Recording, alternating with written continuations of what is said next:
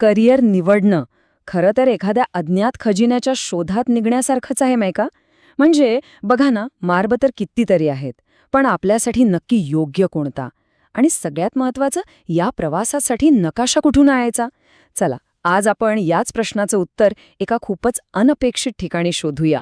हाच तो प्रश्न आहे जो आपल्या सगळ्यांना कधी ना कधीतरी नक्कीच सतावतो.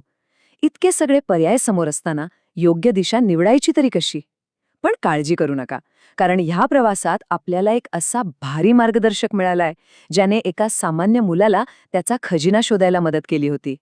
अगदी बरोबर ओळखलं. पावलो कोएलो यांचं जगप्रसिद्ध पुस्तक दी अल्केमिस्ट. आणि ही फक्त सँटियागो नावाच्या एका मेंढपाळ मुलाची गोष्ट नाहीये, अजिबात नाही.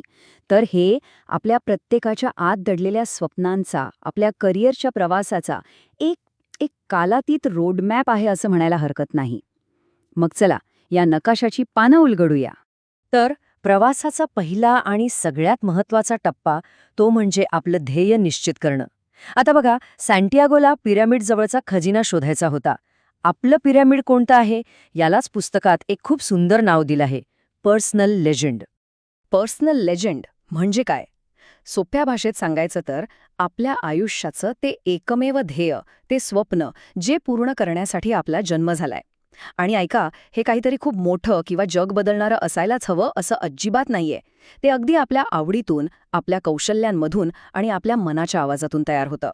थोडक्यात, आपल्या करिअरच्या नकाशावरचं हे आपलं अंतिम ठिकाण आहे. आणि बरोबर इथेच आपल्यासमोर एक मोठा प्रश्न उभा राहतो. दोन रस्ते दिसतात. एक रस्ता आहे स्वतःच्या आवडीचा, आपल्या पॅशनचा, जो आपल्याला समाधानाकडे घेऊन जातो. आणि दुसरा रस्ता आहे तो इतरांच्या अपेक्षांचा, समाजाच्या दबावाचा. सँटियागोने काय केलं? त्याने स्वतःच्या स्वप्नांवर विश्वास ठेवला. आणि हीच निवड आपल्या संपूर्ण प्रवासाची दिशा ठरवते. ओके, तर ध्येय निश्चित झालं. आता काय? आता प्रवासाला निघायची तयारी करायची. आणि या प्रवासातलं सगळ्यात महत्त्वाचं इंधन कुठलं असेल? तर तो आहे आत्मविश्वास. हो, आपल्या स्वप्नांवर आणि स्वतःच्या क्षमतेवरचा एक पक्का विश्वास. आणि हाच आत्मविश्वास प्रवासातल्या प्रत्येक वळणावर आपली ताकद बनतो. मग ती कॉलेजची परीक्षा असो, नोकरीची मुलाखत असो किंवा करिअरमध्ये अचानक समोर उभं राहिलेलं कोणतंही आवाहन असो, काहीही. एक गोष्ट लक्षात ठेवा, जेव्हा आपण स्वतःवर विश्वास ठेवतो ना, तेव्हाच जग आपल्यावर विश्वास ठेवायला लागतं. पण एक मिनिट, हा आत्मविश्वास काही हवेत तयार होत नाही, नाही का? त्याचा पाया आपल्याला ज्ञानाने आणि कौशल्याने एकदम भक्कम करावा लागतो. म्हणजे आपलं शिक्षण, सतत नवीन गोष्टी शिकण्याची आपली तयारी आणि स्वतःला सुधारत राहण्याची सवय, याच गोष्टी खऱ्या टिकणाऱ्या आत्मविश्वासाला जन्म देतात. दी अल्केमिस्टमधला सँटियागोचा प्रवास आठवा. तो काही सोपा नव्हता. वाटेत त्याला लुटलं गेलं, कितीतरी अडचणी आल्या.